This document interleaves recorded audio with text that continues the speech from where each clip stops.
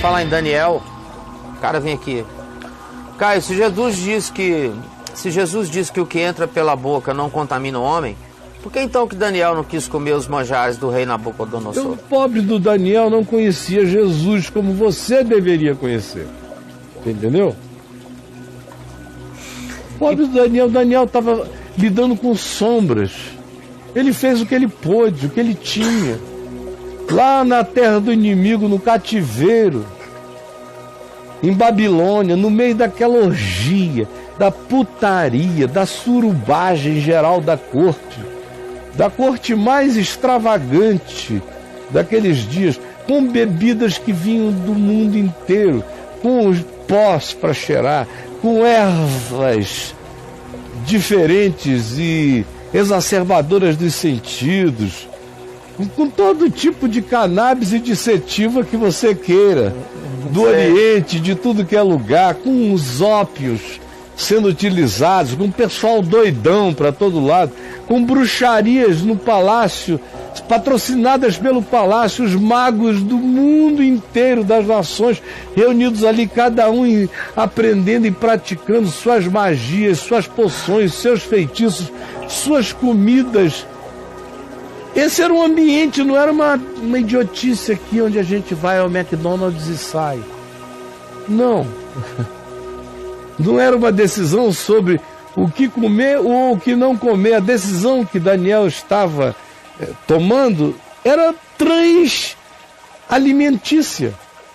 Tinha a ver com jejuar para aquela atitude. Ele estava jejuando para preservar-se daquele imiscuimento, daquela promiscuidade total.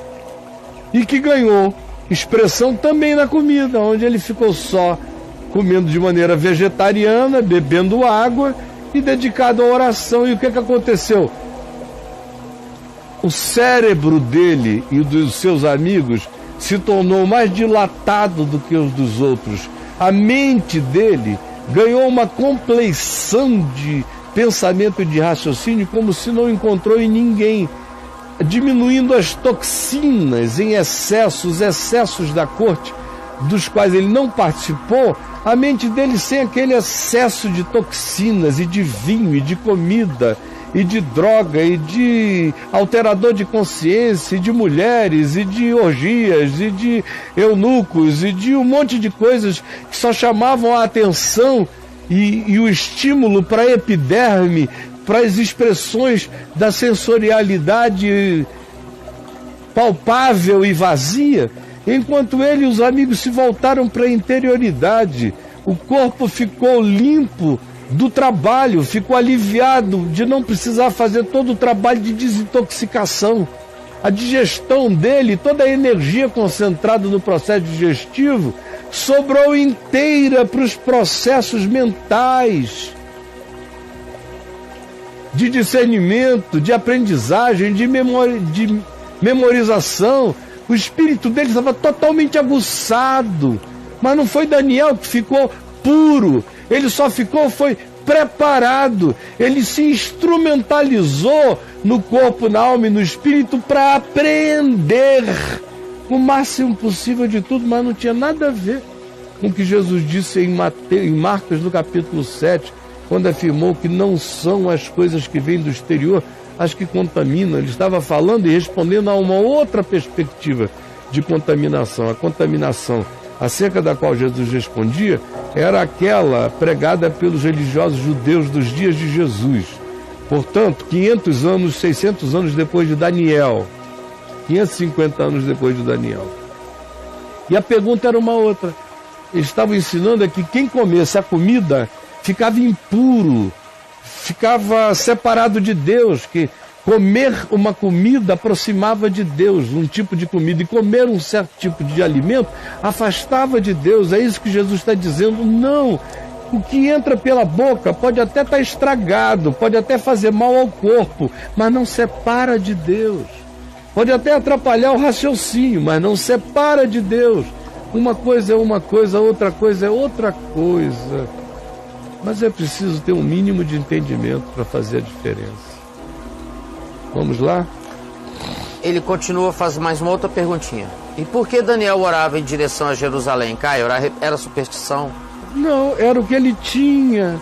Ele era só um cara saudoso, desterrado.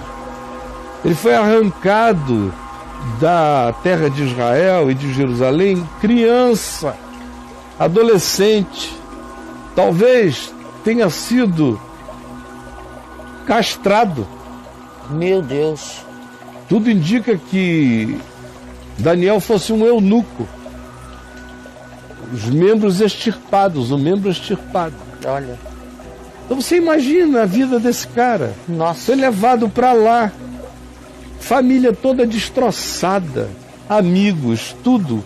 Ele foi para lá com um restolho, com gente que ele foi conhecendo no caminho.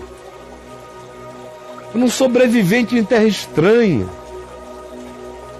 Então orar voltado para Jerusalém para ele, e para a memória de como Israel era, de como tinha sido a vivência no melhor dos dias, ou no melhor da memória que os antepassados dele lhe tivessem passado, era uma questão de manutenção da identidade. E não de crer que apontando para aquela zona, para aqueles graus no GPS divino, fechasse-se um triângulo de poder. Parece uma coisa esotérica. Vocês não conseguem entender que Deus é Espírito e que importa que os seus adoradores o adorem em Espírito e em verdade. Não conseguem entender que tudo que se fez antes de Cristo se fez o que pôde, como se pôde, com o que se tinha. Mas depois de Cristo, Daniel seria outro homem. Daniel cresceria em tantas outras coisas, como Paulo. Paulo cresceu em tantas outras coisas só porque conheceu Jesus. São as coisas que ele considera refúgio, esterco, adubo, até encontrar Cristo. E vocês que supostamente encontraram a Jesus, mas ficam brincando com a laminha do Velho Testamento, ao invés de abraçarem a revelação plena da construção edificada em Cristo Jesus.